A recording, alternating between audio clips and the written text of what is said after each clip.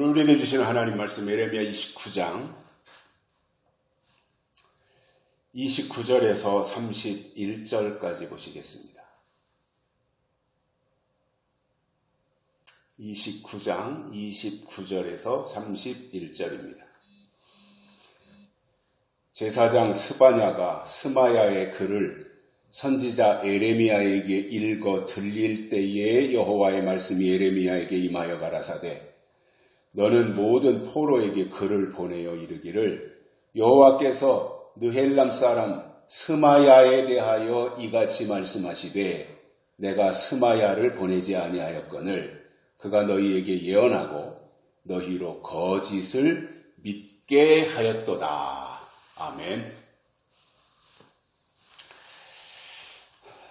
한 주간 동안도 다들 건강하고 평안하게 지내셨습니까? 제가 다시 긴급한 상황 가운데서 이번 주 목요일 29일이지요. 대통령 선거를 앞두고 집중 기도의 날로 정하고 29일 목요일 오전 9시부터 11시까지 정직한 후보가 당선돼서 대한민국을 이끌어갈 차기 지도자가 되게 해달라고 함께 기도하는 시간을 갖겠습니다. 집중 제목은 그것이고요. 그 이외에는 이제 나름대로 기도하시는데 함께 동참한다는 의미로 오전 9시부터 11시까지 시간 나시는 대로 참석해 주시면 그래서 대한민국을 위해서 기도하는 시간 가지기를 원합니다. 제가 아시다시피 건강관리를 위해서 매일 저녁 되면 밖에 나가서 달리기를 한 지도 어느덧 한 35년쯤 되었습니다. 어려서부터 운동하는 것을 좋아하기도 했지만 결혼을 한 후로 사역을 하다 보니까 건강관리를 제대로 하지 않아 지방간이 왔었고요. 그때부터 다시 운동을 시작했습니다.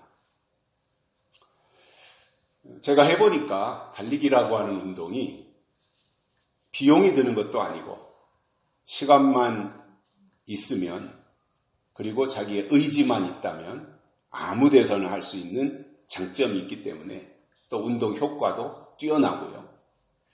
그래서 저는 여름에 제가 운동을 하러 나갈 시간대에 비가 쏟아진다든가 아니면 한겨울에 한방눈이 내리지 않는다면 나가서 달렸습니다.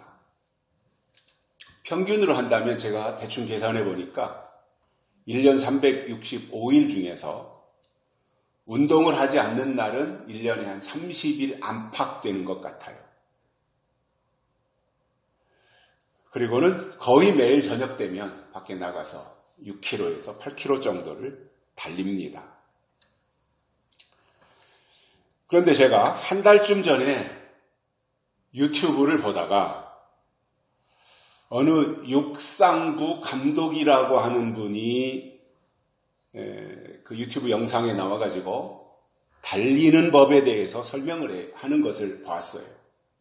이렇게 달려야 됩니다. 초보자는 이렇게 달려야 되고 또 운동 삼아서 체력을 관리하기 위해서 운동하시는 분들은 이렇게 달려야 되고 그런 설명을 하길래 제가 유심히 들었는데 그것을 보면서 제가 느낀 것이 있습니다. 그동안에는 제가 무조건 달리기만 했지 달리는 방법이 무엇인지 모르고 그냥 저 나름대로 달리기만 했어요. 그래서 내가 달리는 방법이 잘못됐었구나. 그분은 육상을 전공한 분이고 또 육상부 감독으로 있으니까 그 부분에 대해서는 해박한 교과서적 지식을 가지고 있지 않겠어요. 그래서 그분의 강의를 듣고 한 달 정도 된 것 같아요. 지금 그분의 강의를 접한 지가. 그래서 그분이 설명하는 대로 달리면서도 수시로 그분의 지도를, 가르침을 제가 들으면서 설명하는 대로 달리는 법, 즉 주법을 바꿔가지고 달리고 있는데, 그동안 달리던 방식보다 숨도 덜 차고 또 쉽게 달릴 수 있다라고 하는 것을 제가 느끼며 운동을 하고 있습니다. 여기서 제가 깨달은 것은 무조건 달린다고 다 되는 것이 아니라, 지금껏 저는 그렇게 해왔지만 달리는 데 있어서도 달리는 법이 있더라 이거예요. 그것을 제가 35년 달리고 나서 이제 습득을 한 겁니다. 그래서 그분이 지도하는 대로 해야 나이가 들어서 관절도 보호할 수 있고 운동의 재미와 운동의 효과도 끌어올릴 수 있다고 하는 것을 알게 되었습니다. 그래서 저는 지금 그분이 알려주는 대로 달리려고 자세를 바꾸고 달리는 법을 고쳐가고 있습니다. 왜 제가 서두에서 이 말씀을 드리느냐 하면, 신앙도 마찬가지로 무조건 믿기만 한다고 다 되는 것이 아니라 믿음에도 법이 있다는 것을 알고 믿어야 되는 거예요. 그래서 구약에서 하나님이 주신 법이 있고, 율법이죠. 신약에 와서 하나님이 주신 법이 있고, 마지막 때 예수님이 다시 오실 때가 되면 그때 주시는 하나님의 법이 있다는 거예요. 그래서 그 법대로 믿음 생활을 해야 내 영혼을 보호할 수 있고 신앙 생활을 하는 데 있어서 재미와 효과도 볼 수 있다는 말입니다. 그래서 제일 안타까운 사람들은 교회 다니면 다 믿음이고 주여 주여 부르기만 하면 다 하나님의 자녀라고 생각하고 있는, 그것부터 고쳐야 되는 부분이에요. 달리게 하는데 법이 있듯이 신앙생활 하는데도 법이 있다. 그래서 그 법대로 믿어야 된다라고 하는 이 부분이 다시 고치고 반영하고 적용해야 되는 신앙의 중요한 부분이 된다라고 하는 부분입니다. 어느 날 오늘 본문에 보면 이 스마야라고 하는 사람이 등장을 하는데, 아마도 오랫동안 신앙생활을 하셨어도 이 스마야라고 하는 이름을 처음 듣는 분들도 계실 거예요. 저도 그렇게 비중을 두지 않았었어요. 그냥 성경을 읽으면서 스쳐 지나간 이름이었고 제 기억에도 별로 가물가물해요. 그러다가 이번에 우리가 예레미야서를 보면서 스마야라고 하는 사람이 이러한 역할을 했구나. 그리고 스마야라고 하는 사람이 하나님 앞에 이런 책망을 받았구나 라고 하는 것을 발견을 하게 되는데, 그는 예루살렘에 있는 모든 백성과 제사장 마세야의 아들 스바냐와 그리고 제사장들에게 편지를 보낸 거예요. 이 스마야라고 하는 선지자가. 근데 지금 편지의 내용이 뭐냐? 그것이 그 24장, 29장 24절부터 쭉 이제 스마야가 보낸 편지의 내용들이 나오는데, 그 편지를 제사장 스바냐가 받아가지고 예레미야 선지자에게로 찾아가서 그 편지를 읽은 겁니다. 선지자님, 스마야라고 하는 선지자가 이런 편지를 보내왔습니다. 라고 보고를 하고 제사장 스바냐가 그것을 읽었어요. 그 편지를 읽을 때에 여호와의 말씀이 예레미야에게 임했고 이것을 오늘 우리의 말씀으로 받게 되는 겁니다. 스마야가 보낸 편지에 대해서 하나님은 어떻게 평가하고 계신가? 또 스마야 자체에 대해서 하나님은 뭐라고 말씀하고 계신가? 하는 이 부분이 될 것입니다. 그래서 이 스마야는 교묘한 방법으로 유다 백성들에게 파고 들어갔어요. 그리고 자기가 마치 진짜인 양 감쪽같이 행동하고 생색을 내고 다닌 거예요. 나는 진짜다. 나는 하나님이 보낸 선지자다. 주의 종이다. 이렇게 말하고 다녔겠지요. 그래서 오늘은 이 스마야에 대해서 여호와 하나님이 하신 말씀이 무엇인지 세 가지를 깨닫고 은혜를 받겠습니다. 첫째로 스마야를 보내지 않았다 이렇게 말씀하셨어요. 그럼 게임이 끝난 거죠. 그죠? 하나님이 안 보내셨다는 거예요. 스마야를 하나님이 보내지 않았다는데 그럼 끝난 거 아니에요. 그런데 지난주에도 제가 설명을 드렸던 것처럼 이 스마야라고 하는 이름도 구약성경에 여러 명이 등장을 하는데 오늘 등장하는 이 스마야는 거짓 선지자입니다. 그는 하나님이 보내지 않았음에도 불구하고 마치 자기를 하나님이 보내셨다 이렇게 자랑 삼아 떠들고 다닌 사람이에요. 그러나 그것은 스마야 자신의 말이었고 하나님은 그를 보내지 않았으며 하나님이 보내지 않았으면 하나님의 종도 아니라는 말입니다. 성경에 나오는 원칙과 같은 것이 있는데 그게 뭐냐면 하나님은 누구를 보내시기 전에 먼저 부르시고 훈련하신 이후에 보내신다는 거예요. 부르심이 있어야 돼요. 그리고 하나님이 훈련하셔야 돼요. 연단을 하셔야 돼요. 그리고 나서 하나님이 보내신다는 말입니다. 군인을 전쟁터로 내보낼 때도 그냥 야 너 이리 와 이제부터 너 군인해. 그래서 군복 입혀주고 총 주고 철모 주고 군화 주고 그리고 빨리 전쟁터로 나가. 그러면 싸울 수 있겠습니까? 6.25 때 소년병들처럼 그냥 총알바지가 되는 거지 제대로 된 전투를 할 수 있겠습니까? 그래서 전쟁터로 나가기 전에 훈련을 시키는 거예요.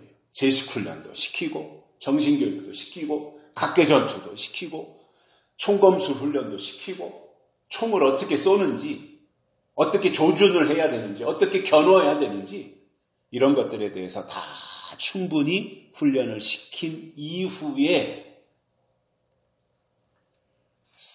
전쟁터로 내보내야 싸울 수 있지. 훈련도 하지 않았고 무조건 나가서 싸우라고 하면 어떻게 싸울 수 있겠습니까? 무서워가지고 벌벌벌벌 떠올고 총 쏠 줄도 모르는 사람이 군복 입었다고 군인이 되겠냐 말이에요. 군인이라고 하는 존재는 군인이라고 하는 역할은 왜 존재하는 거예요? 전쟁을 위해서예요. 전쟁 때 써먹기 위해서 존재하는 게 군인이잖아요. 그렇다면 철저하게 훈련을 시키는 거예요. 그래야 전쟁터에서 그가 역할을 하고 또 살아남을 수도 있는 거잖아요.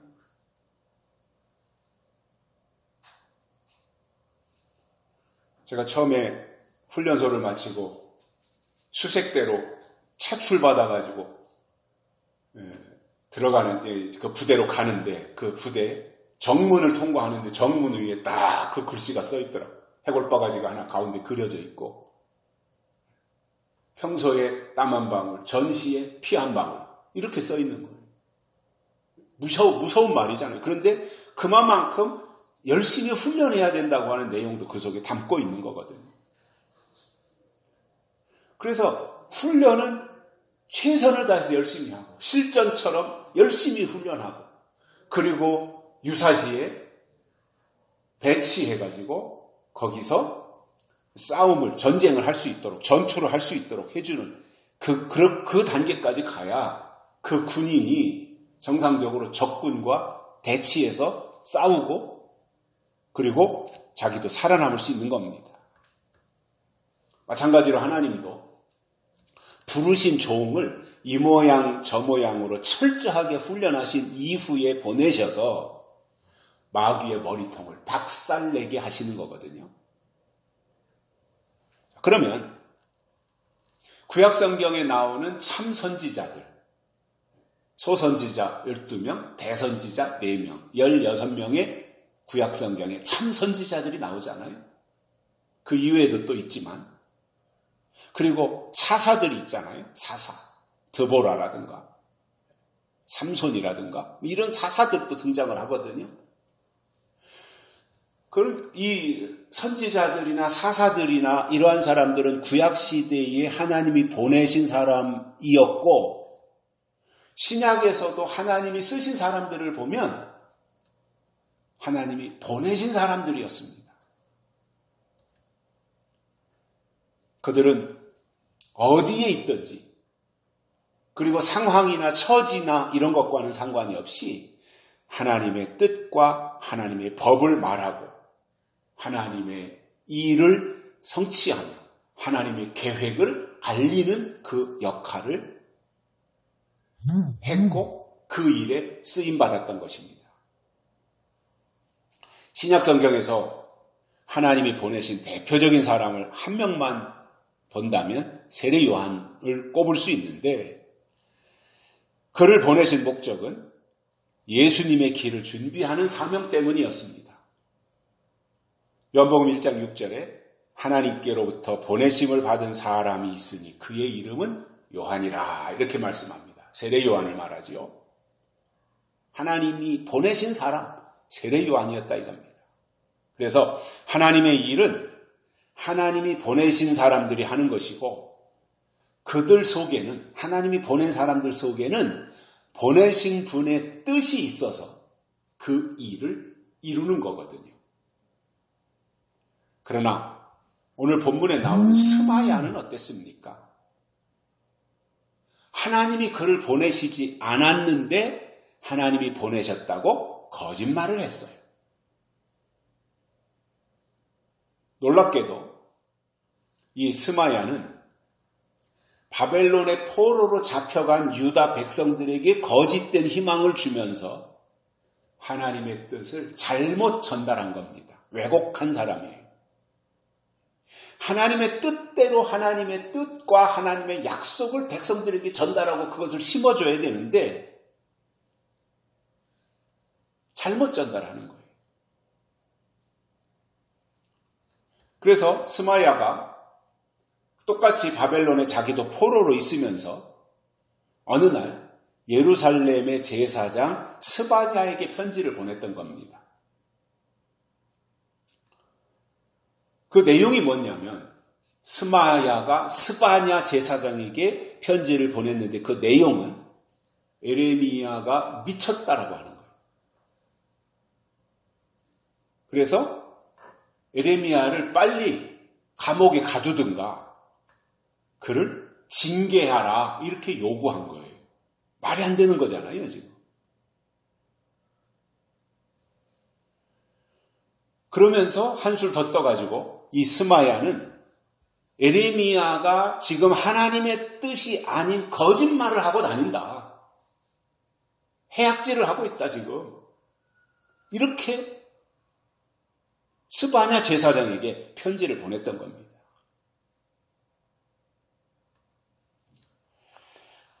그 편지를 읽어줄 때에 하나님은 에레미야를 통해서 스마야에 대한 직접적인 심판의 메시지를 전달해 주셨습니다. 에레미야 29장 31절에 보면 네헬람 사람 스마야가 너희에게 예언하되 내가 보내지 아니하였거늘 너희로 거짓을 믿게 하였도다 이렇게 말씀하고 있어요.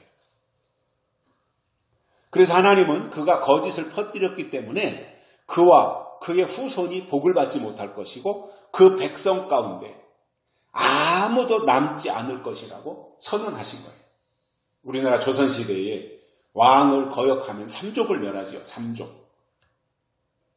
친족은 말할 거 없고 처가족도 말할 거 없고 3대에 이르러서 아예 씨를 말려서 더 이상 반역을 일으키지 못하도록 만들어 놓는 그 처벌이 있었잖아요. 지금 하나님이 이 스마야에 대해서 그렇게 완전히 어떠한 것도 하지 못하도록 그 백성 가운데, 유다 백성 가운데 스마야 계통은 아무도 남지 않을 것이다. 이렇게 선언하신 거예요. 우리가 이 스마야를 통해서 얻을 수 있는 교훈은 하나님의 이름을 빙자해서 참 선지자를 비난하고 비방하고 그리고 잘못된 메시지를 전하는 자는 하나님의 진노를 피할 수 없다는 것입니다. 자기 자신만이 그런 것이 아니라 가문이 다 멸망을 당한다는 거예요. 그렇다면 하나님을 말하는 사람들은 하나님의 뜻을 왜곡하지 말아야 돼요. 자기에게 유리하게 끌어다가 말하지 말아야 돼요. 그런데 스마야는 하나님이 보내지 않았음에도 불구하고 자칭 선지자라고 하면서 백성을 속이는 일을 저질렀던 것입니다. 두 번째로는 거짓 예언을 했습니다. 당연하죠. 하나님이 보내지 않았으니까, 하나님의 선지자가 아니니까 거짓 예언을 할 수밖에 없는 거겠지요. 그러니까 이 에레미야서를 우리가 보면서 들었던 이 거짓 선지자들의 이름들이 있잖아요. 우리가 기억할 수 있는. 맨 처음에 나왔던 것이 하나냐였죠. 하나냐. 그 다음에 아합, 시드기야. 그리고 오늘 스마야에 이르기까지 거짓 선지자는 많다라고 하는 것을 알 수 있어요. 거짓 선지자가 훨씬 더 많구나. 진짜 진실 하나님의 뜻을 말하는 사람들보다 자기 생각을 말하고 자기 유리한 쪽으로 끌고 가는 거짓된 사람들이 훨씬 더 많구나. 이것을 우리가 에레미야서에서도 발견을 할 수 있는 것입니다. 제가 성경을 보면서 터득한 것이 있습니다. 성경을 보면서 또 이 시대의 사람들을 보면서 터득한 것은 거짓 선지자가 되는 길은 너무 쉽다라는 거예요. 그리고 거짓 선지자가 되면 오히려 대우를 받아요. 그리고 그가 하는 일이 또 순탄해요. 여기저기 불려다니면서 또 역할을 해요. 그러다 보니 그 길로 갈 수밖에 없는 거예요. 잘 나가는데. 주의 이름으로 잘 나가는데요. 그게 하나님의 일이라고 생각하는데요.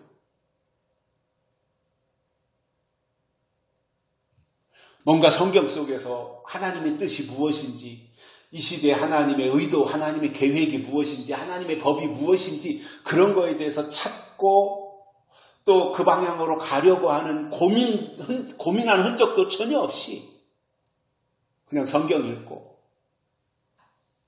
그리고 거기에 자기 생각을 가미하고 이 시대 돌아가는 것을 말하면서 우리가 이렇게 삽시다. 착하게 삽시다. 정직하게 삽시다. 올바르게 삽시다.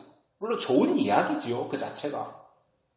그러나 그렇게만 말하면 그거는 스마야와 똑같은 사람이라는 거예요.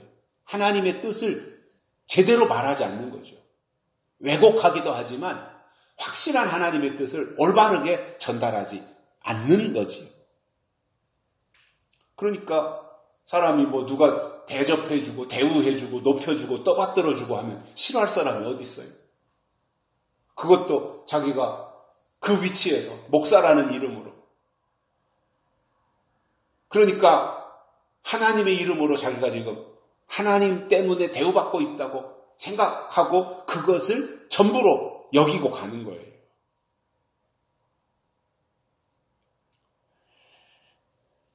그러나 반대로 이 참 선지자를 보면 사람들에게 환영받지 못했어요. 우리가 구약 성경에서도 보면 환영받지 못했어요. 신약 성경에서도 사도 바울과 같은 사람들을 보면 사람들에게 환영받지 못했어요.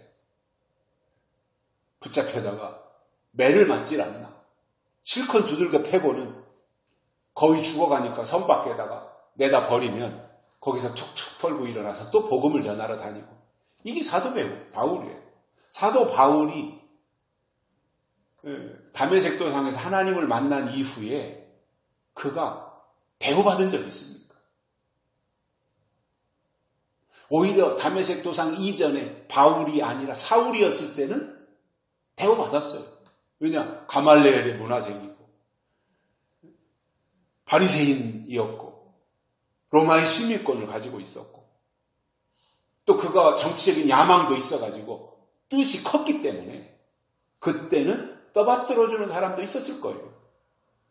그러나 예수님을 만난 이후에 바울의 삶은 작은 자가 되어서 세상의 욕심 다 내려놓고 분토와 같이 버리고 오직 하나님의 뜻을 위하여 가다 보니까 사람들은 환영하지 않았던 것이고요. 때로는 무시당할 수도 있고 또 쫓겨나기도 한다는 겁니다. 예레미야 선지자는 하나님이 세우신 특별한 종인데 사람들이 예레미야를 제대로 인정했습니까?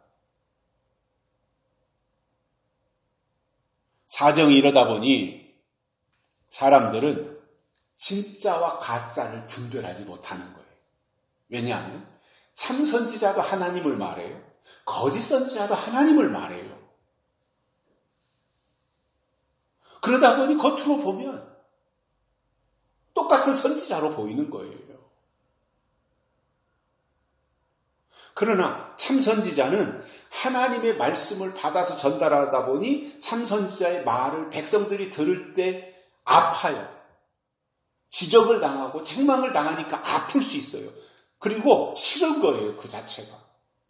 그러나 거짓 선지자들은 우리가 예레미야 앞부분에서 들었지만 왕궁 선지자들이 있었잖아요. 왕 옆에.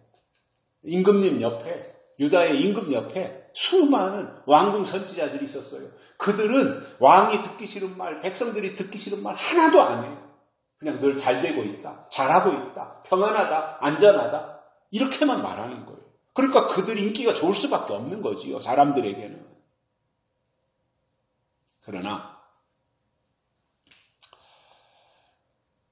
넓은 길로 쉽게 가면 그 끝은 멸망이라고 하는 것을 알고 제대로 가야 된다라는 거예요.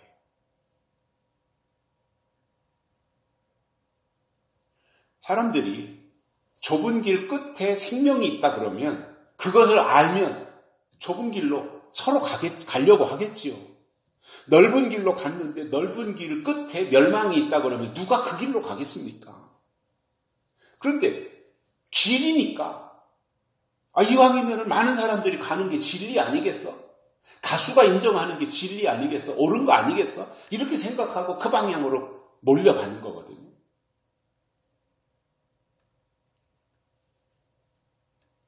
예수님이 초림하셨을 때 그 예수님을 하나님의 아들로 누가 인정했습니까? 바리새인들이 인정했습니까? 유대인들이 인정했습니까? 제사장들이 인정했습니까? 그리고 그 예수님이 공생애를 시작하면서 내가 하나님이다. 나를 본 자는 아버지를 본 자다. 이러고 다니니까 유대인들 입장에서는 싫지요. 자기가 뭔데 하나님하고 동격화시키느냐 이거예요. 예수라는 사람이. 자기들이 볼 때는 목수의 아들인데 왜 하나님의 아들이라고 하냐는 거죠. 그래서 예수님을 십자가에 매달아 죽일 때 그 명패에 뭐라고 썼어요? 유대인의 왕. 이렇게 쓴 거예요. 그러니까 그게 예수님의 죄명이에요. 감히 유대인의 왕이라고 그러느냐 네가 목수의 아들 주제에.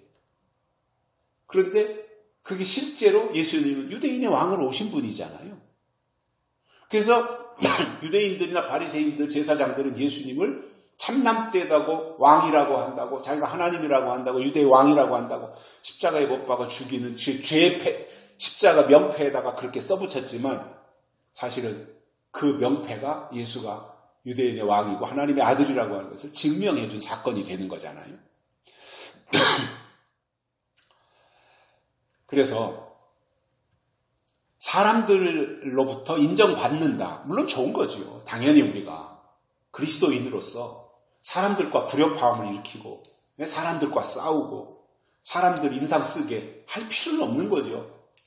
좋게 지내야 되고 선한 영향력을 끼쳐야 되고 이러면서 살아야 되는 것은 맞아요. 그러나 사람들로부터 인정받았기 때문에 곧 그것이 하나님께 인정받은 것이다. 이것은 아니라는 거예요. 하나님께 인정받았기 때문에 사람들에게도 인정받기 위해서 노력하는 거 이건 맞은 거예요. 그러나 사람들로부터 환영받고 사람들로부터 칭송받고 사람들로부터 인정받았기 때문에 하나님의 사람이다. 이건 아닐 수 있다는 말이거든요.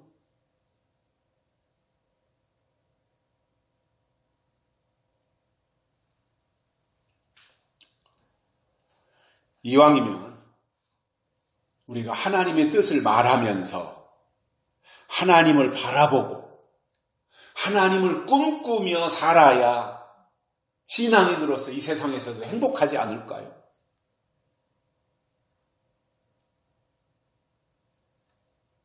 성경을 통해서 하나님을 믿는다면 성경 속에 담겨진 하나님의 꿈, 비전이지요. 그 하나님의 꿈을 발견하고 하나님을 꿈꾸면서 믿음을 점점 키워가야 됩니다. 맨날 그냥 제자리 걸음만 하고 그 자리에만 머물러 있을 것이 아니라 성장하고 발전해야 되잖아요. 신앙이라고 하는 것이 자라나야 되잖아요. 그래서 하나님의 사람들에게는 하나님이 요셉에게처럼 꿈을 주시는데 그 꿈의 출처는 반드시 성경이어야 됩니다. 내가 잠을 자다가 꾸는 그 꿈 말고 성경을 통해서 주시는 하나님의 꿈이 있어야 된다는 거예요. 그래서 우리가 성경을 통해서 주시는 하나님의 꿈을 꾸고 살면 그 꿈 때문에 그리고 그 사람이 꾸는 하나님의 꿈 때문에 하나님은 너무나 신이 나서 춤을 추신다는 거잖아요. 우리가 하나님을 꿈꾸면 하나님은 우리 때문에 춤을 추신다는 거예요.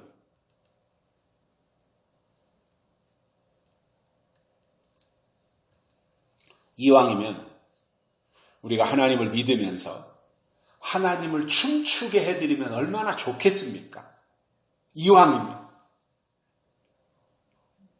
자식이 부모 앞에 갈 때 맨날 싸우고 아둥바둥거리고 인상 쓰고 맨날 그냥 징징거리고 울기나 하면 부모가 뭐가 좋겠어요? 그 자식을 바라볼 때. 그런데 별로 사는 것은 별스럽지 않고 늘 그냥 궁핍하게 사는데 부모가 걱정할까 봐 부모 앞에 올 때는 늘 웃고 즐거운 모습으로 하하거리고 이렇게 하면 부모가 볼 때도 아이고 쟤는 사는 것이 별로 그렇게 여유롭지도 않은데 뭐가 좋은지 쟤는 저렇게 늘 웃고 화기애애하게 저렇게 늘 즐거운 마음으로 살아간다라고 보면서 부모가 흐뭇하고 좋아하지 않겠어요? 부모의 마음이라는 게 똑같지 않겠습니까? 하나님도 저는 그렇다고 봅니다. 우리가 정말 하나님의 뜻을 꿈꾸면서 하나님을 즐거워하고 기뻐하고 행복해하고 그러면 하나님도 얼마나 흐뭇하고 바라보실 때 좋겠어요. 그 비결은 하나님이 주신 꿈을 공유하고 하나님을 꿈꾸는 것입니다.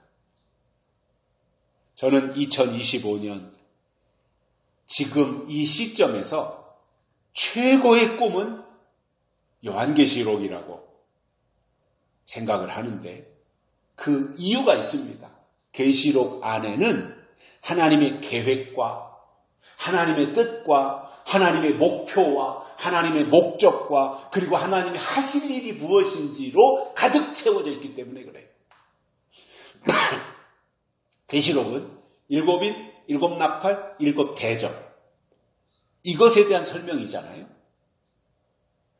그 내용을 통해서 시대를 보고 그 계시록의 내용을 통해서 이 시대의 교회를 보며 설교자들이나 또는 하나님을 믿는다고 하는 사람들을 보면 지금 하나님의 일이 어떻게 진행되고 어디쯤 가고 있는지 나름대로 이 현실을 보고 상황을 보면서 꿈을 정리하고 발전시켜 나갈 수 있는 겁니다. 문제는 거짓 선지자의 거짓 예언이고 그들의 영향력이 크고 오히려 세상에서는 더 절대적이 되는 거거든요. 안타깝게도 참 선지자나 진짜 예언은 사람들에게 먹히지 않고 외면당합니다.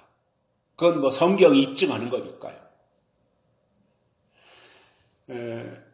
요한계시록에서는 거짓 예언과 거짓 선지자에 대해서 매우 강력하게 경고하시는데 요한계시록은 거짓 선지자라는 표현이 여러 번 등장을 해요.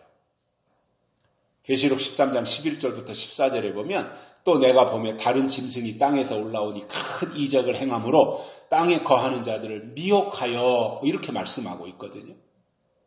이 땅에서 올라온 짐승이 거짓 선지자인데 이 짐승은 기적을 통해서 사람들을 속이고 짐승의 우상에게 경배하게 만듭니다.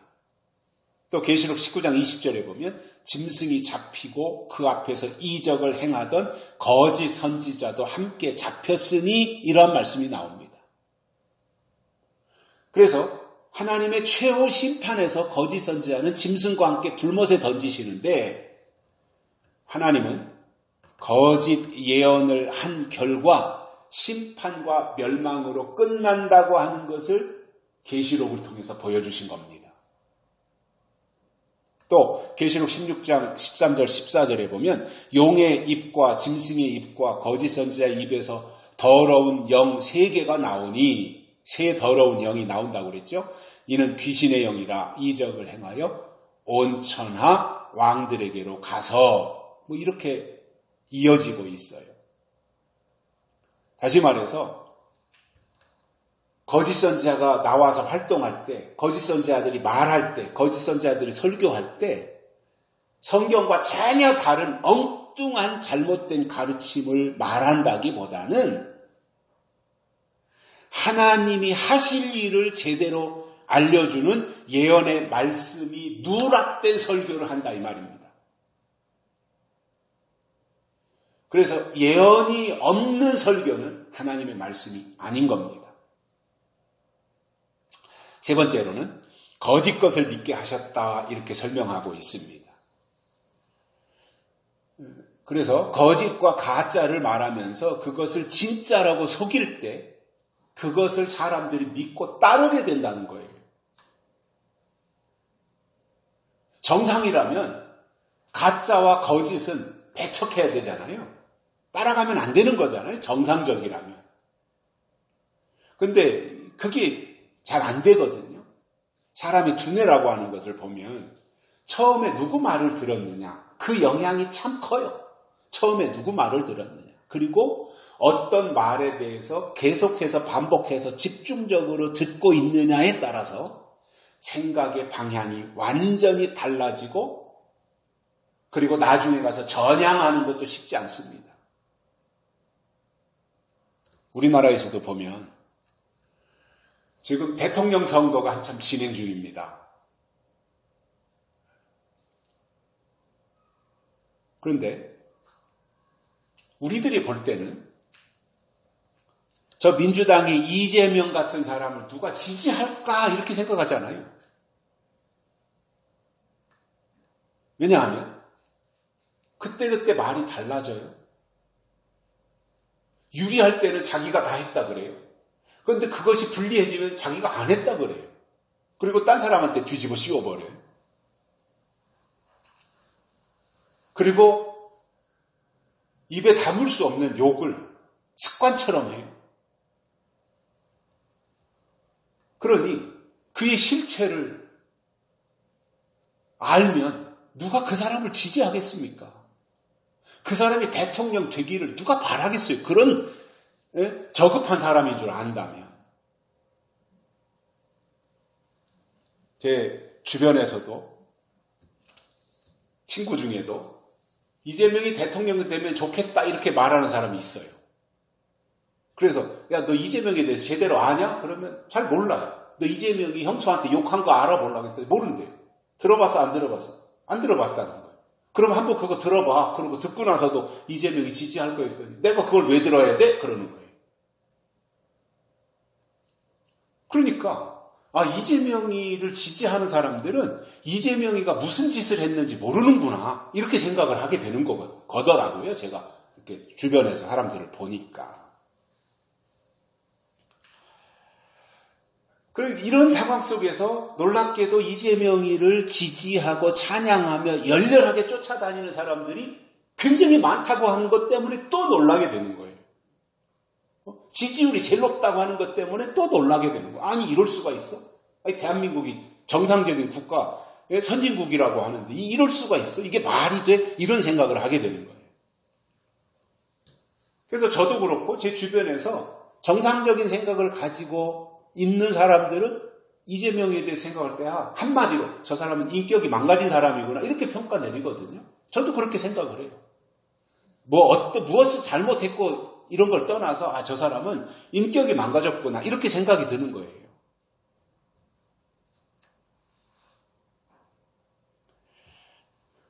그런데 아무리 이재명 스스로는 나는 잘났다, 나는 잘한다, 나는 시장도 잘했고 도지사도 잘했고 대통령이 되면 잘할 수 있다 라고 자기가 말을 한다고 할지라도 듣는 사람들이 그것을 분별하고 외면하면 이재명도 더는 그러지 못하지 않겠어요? 그도 사람인데 짐승이 아닌 이상 자기를 지지해주는 사람이 없고 자기가 한 말에 대해서 호응해주는 사람이 없다면 그렇게 안 하지 않겠어요? 그러나 수많은 사람들이 지금도 그의 말에 동조하며 오히려 정권이 나를 탄압했고 검찰이 자기에게 이재명에게 누명을 뒤집어 씌웠다는 식으로 말도 하고 그렇게 생각을 하다 보니 이재명은 원래 그렇지 않은데 검찰이 이재명을 죄인으로 만들었다 이렇게 생각하고 있다는 말입니다.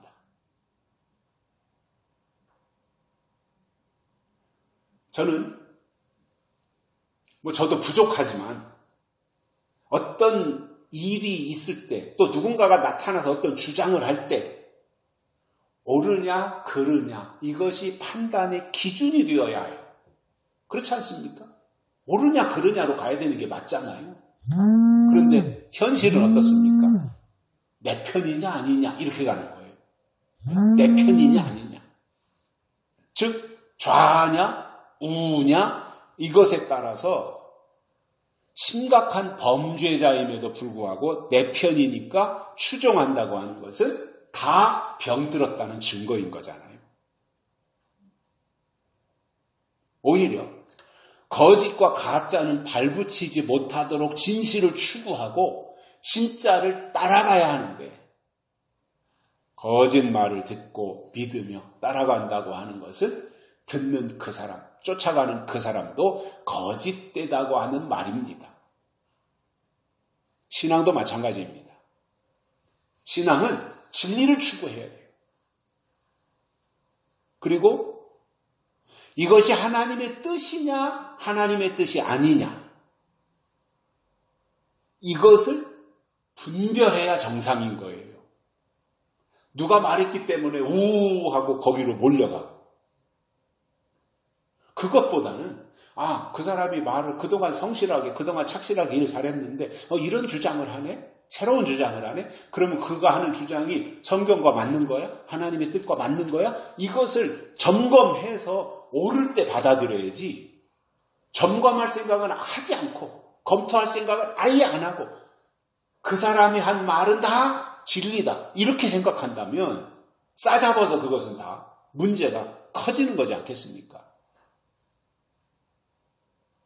그래서 무조건 아멘하고 무조건 믿습니다만 하면 믿음인 줄로 착각하고 있다고 하는 것은 병들었거나 아니면 수준이 어린 아이라는 말입니다. 정상이라면 세상에서나 또는 교회에서나 아니면 정치적으로나 신앙적으로나 정상이라면 옳은 것을 듣고 받아들이며 진실과 진리를 추구해야 되는 게 맞아요. 왜냐하면 하나님은 의이시고 하나님은 진리이신데 하나님을 믿는 사람들까지도 거짓 편에 서서 이재명을 강력하게 지지한다고 하는 것이 저의 상식과 신앙으로는 이해되지 않는 겁니다. 성경에도 보면 거짓 선지자들이 나타날 때 그를 지지하고 따르는 무리들이 있다고 말씀하고 있습니다. 뿐만 아니라 자기를 보여 하나님이라고 하는 적그리스도가 나타날 때 교회 안에서 오히려 그를 숭배하며 경배하는 자들이 나타난다라고 하는 그것과 현재 우리나라 이 현세 사회가 돌아가는 것과 지금 같이 움직이고 있는 것으로 보이지 않습니까? 저는 똑같이 가고 있다고 보이거든요.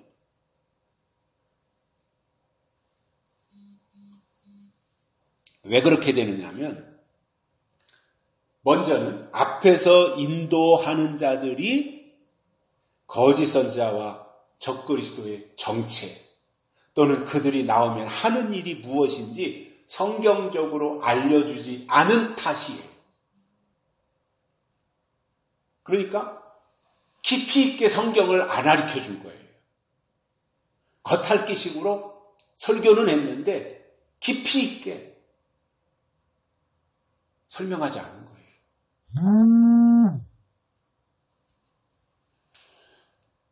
들어야 믿음이 생기고 들어야 분별할 수 있는데 듣지 않았으니 알 길이 없는 거지요. 안 들었는데 어떻게 알아요? 안 들었으면 모르고 가는 거죠. 그냥 적그리스도가 누구인지, 거짓 선지자가 누구인지, 음녀가 누구인지, 바벨론이 누구인지, 황충이가 무엇인지, 마병대가 무엇인지 안 들었었잖아요. 그럼 어떻게 알겠어요?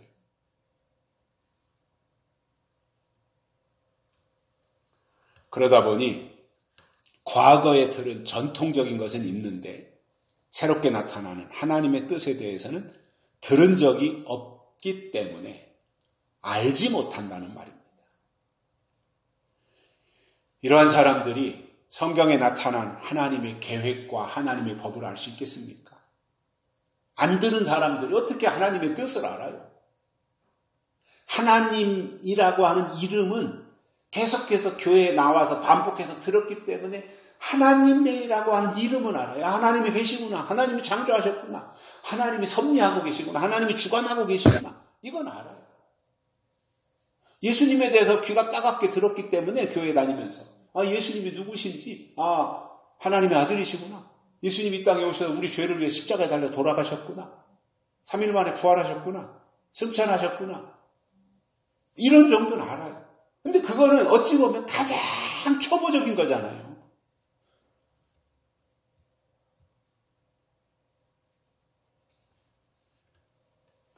성경에서 된 일은 알지만 될 일은 모르고 이미 하나님이 하신 일은 알지만 앞으로 하나님이 하실 일은 모르며 이미 이루어진 일은 아는데 이루어질 일이 무엇인지 알지 못하고 있는 것과 똑같은 거예요.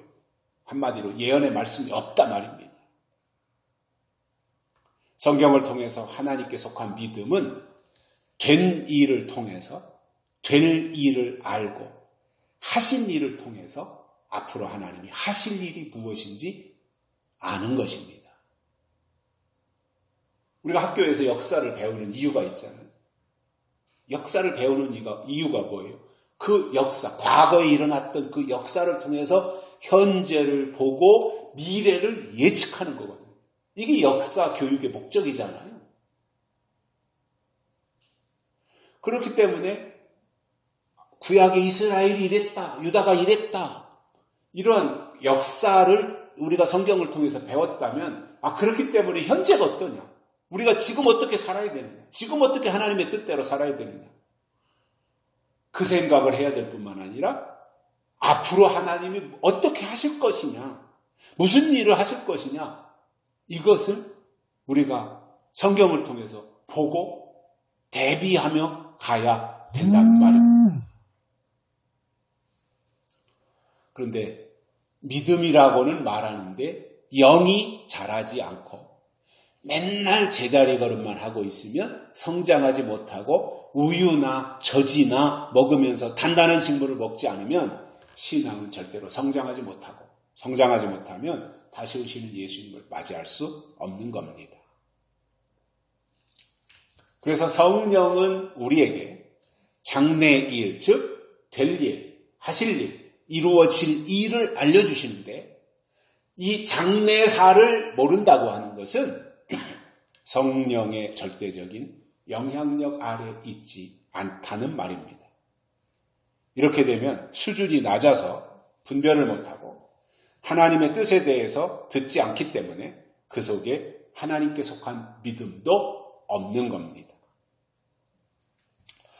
우리의 구원이 있잖아요. 우리가 구원받는다고 그러잖아요. 예수 믿고 구원받으세요. 그러니까 구원받는다고 하잖아요. 그래서 우리의 구원은 하나님의 은혜로 받는 거예요. 구원은 전적인 하나님의 은혜예요. 우리의 어떤 노력으로 구원받을 수 없어요. 구원은 전적인 하나님의 은혜인 것이 맞아요. 그러나 땅에서 믿음을 지키기 위해서 해야 할 분별은 우리가 해야 되는 거예요. 저는 지금 시점에서는 분별이 중요하고 이 분별을 제대로 한다고 하는 것은 성숙한 증거가 되는데 분별하지 못하면 어떻게 되느냐? 듣지 말아야 할 말을 듣고 그게 믿음인 줄로 착각하며 거짓 것을 따라가게 되는 겁니다. 예레미야 선지자의 말을 들으면 되는데 여기에는 귀를 닫아버리고 하나냐의 말을 듣고 또는 스마야의 말을 들으면 그 결과가 어떻게 되겠습니까? 들어야 할 말을 들어야 되는데 듣지 말아야 할 말을 들으면 그 결과가 어떻게 되겠어요? 말이라고 하는 것은 영향력이 있지 않습니까? 그 결과가 어떻게 되겠어요? 이 스마야는 하나님이 보내신 선지자가 아니라고 하셨기 때문에 스마야 속에는 약속과 진리가 없고 그럼에도 스마야의 말을 듣고 영향을 받으면 같이 망하는 것입니다. 데살로니가 후서 2장에서 바울은 거짓 것을 믿게 하신 이유가 무엇인지 설명해 주셨어요. 왜 하나님이 거짓 것을 믿게 하셨느냐? 데살로니가 후서 2장 12절에서 이렇게 말씀합니다. 진리를 믿지 않고 불의를 좋아하는 모든 자로 심판을 받게 하려 하심이라. 이것이 해답이에요. 그러므로 아무리 입에 꿀을 바른 것처럼 달콤하고 그럴듯하게 말을 한다고 할지라도 그가 하는 말이나 그가 하는 설교 속에 하나님이 주신 약속과 예언이 없으면 그것은 거짓이다 말입니다. 도움이 안 되는 거예요. 다시 오시는 예수님을 맞이하는데 도움이 안 되는 거예요. 하나님께로 가는데 도움이 안 되는 거예요. 결론으로 스마야는 하나님이 보내시지 않았고 거짓 예언을 한 거짓 선지자였다라고 하는 것을 보면서 우리는 성경을 통해 하나님의 뜻과 하나님의 약속을 보고 진리편에 서서 거짓을 분별해내는 하나님께 속한 종들이 되시기를 주의 이름으로 축복합니다. 살아계신 하나님 아버지 감사합니다. 오늘 또 우리를 불러주시고 하나님의 말씀을 듣게 해주셔서 감사를 드립니다. 오늘 주신 말씀 우리가 기억하고 스마야 같은 사람이 되지 않고 또 스마야의 말에 현혹당하지도 않으며 하나님의 말씀을 듣고 성경적인 신앙으로 하나님의 사람으로 우뚝 설 수 있는 믿음의 대장부들이 되도록 축복해 주시옵소서. 다시 오실 예수님의 이름으로 간절히 기도드리옵나이다. 아멘. 찬송가 502장 부르시면서 하나님께 헌금 드리시겠습니다.